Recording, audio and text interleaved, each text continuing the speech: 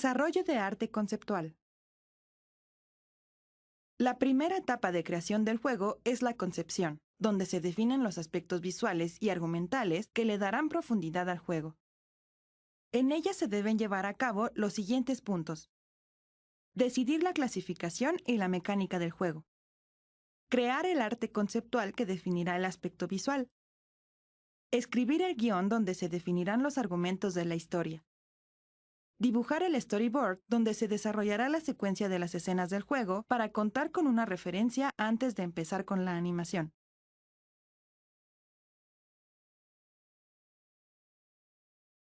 Con base en la mecánica del juego y la descripción de la historia, los diseñadores y artistas detallan el aspecto visual de cada elemento del juego. Para eso se debe realizar lo siguiente. Ilustraciones y diseños del mundo.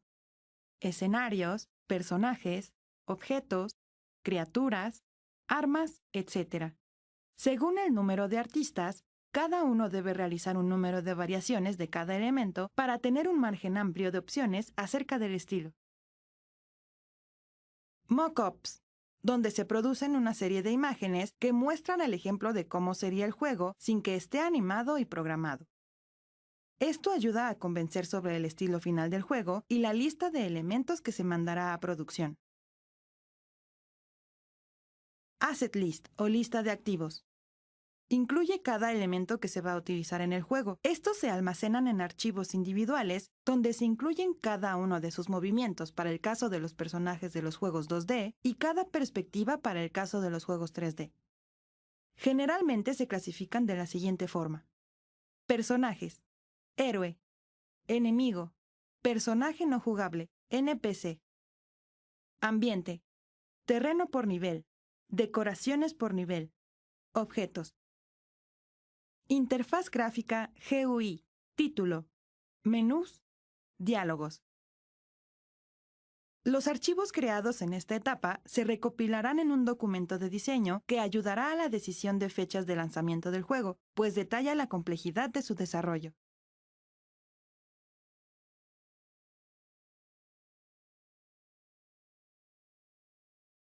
Desarrollo del guión. El guión se realiza para dar profundidad y detalle a los argumentos de la historia. Conforme el videojuego es más complejo, el guión será más largo y por lo tanto más caro. Dependiendo del género y clasificación establecidos, los personajes primarios y secundarios deberán tener una evolución en sus acciones y habilidades para volverlo más atractivo al público, además de justificar su existencia.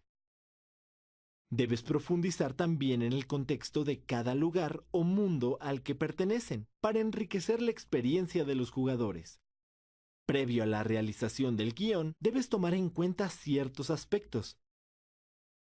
Existe un público activo ya que el jugador es otro personaje más de la historia, y su diversión depende de cómo lo dejemos interactuar dentro de ella. La estructura del juego depende de su género y clasificación. Una estructura lineal funciona para juegos simples que no necesitan una historia compleja. Los juegos complejos tienen una estructura parecida a las ramificaciones de un árbol, ya que a veces existen misiones secundarias o historias en paralelo que en algún punto regresan a la historia principal. Para elaborar un guión es necesario realizar estos elementos. La sinopsis es un resumen que muestra el inicio, el desarrollo y la conclusión de la historia, sin tener que entrar en detalles. El argumento es la narración de las principales acciones que va a realizar el personaje principal, la justificación de dichas acciones y su relación con el contexto, el mundo en el que se desarrolla, los personajes secundarios y las misiones secundarias.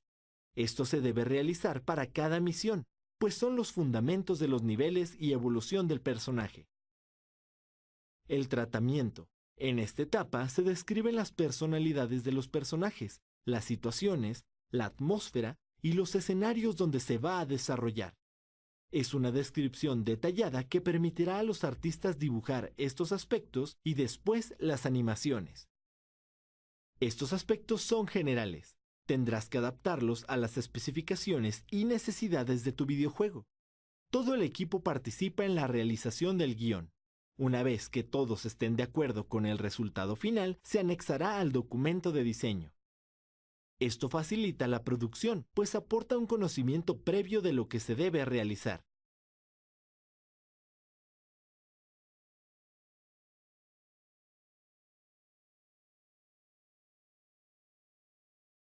Metodologías de producción. El desarrollo de videojuegos es un proceso complejo. Por eso, es importante escoger una metodología que ayude a agilizar la producción. Para elegirla, es necesario que todos los integrantes del equipo cuenten con el documento de diseño, el cual contempla los siguientes elementos: arte conceptual, guión, storyboard. Con ellos, el equipo debe llegar a un acuerdo de cuánto tiempo llevará la realización del proyecto, dependiendo de la experiencia de cada integrante y la complejidad de sus elementos. Las metodologías determinísticas se caracterizan por lo siguiente. Requieren de una etapa de diseño detallada, así como de una planificación donde cada tarea esté registrada. Se basan en el principio que contempla que pequeñas optimizaciones lleva a las optimizaciones de entornos más grandes y complejos. Cada etapa tiene como resultado elementos entregables que servirán de punto de partida para la siguiente etapa. El formato más usado se conoce por la presentación de los elementos en forma de cascada. Las etapas del método de cascada son las siguientes: requerimientos, análisis, diseño, codificación, pruebas, mantenimiento. En el proceso de videojuegos, la elaboración del arte conceptual contempla las etapas de requerimientos, análisis y diseño. Siguiendo esta metodología, debes sumar lo siguiente. Toma el documento de diseño como punto de partida. Realiza la etapa de codificación en el tiempo previsto para producir los entregables de la animación y la programación del videojuego hasta llegar a una versión estable que pasará a la etapa siguiente como entrega. Formula un plan de monitoreo y pruebas para detectar errores. Existe una etapa interna y como resultado saldrá la versión alfa, beta o demo. Esta será una parte de pruebas externa, donde los jugadores detectan errores y retroalimentan con posibles mejoras que pueda tener el juego en su versión final. Se recomienda para proyectos muy complejos o cuando se retoma trabajo previo, como es el caso de las secuelas. Las metodologías ágiles se caracterizan por la interacción de los miembros de un equipo, crear pequeños fragmentos funcionales en vez de planear todo el conjunto. Respuesta rápida a los cambios. El formato más usado es el conocido como desarrollo incremental, y sus pasos son los siguientes. Product Backlog. Son los requisitos descritos en un lenguaje sencillo y sin tecnicismos, ordenados por prioridad. Sprint Planning. Se toma el primer requisito con la prioridad más alta. El equipo decide la cantidad de requisitos que puede tomar para realizar y el tiempo que les llevará a lograrlo. Este pequeño periodo se conoce como sprint. Sprint Backlog.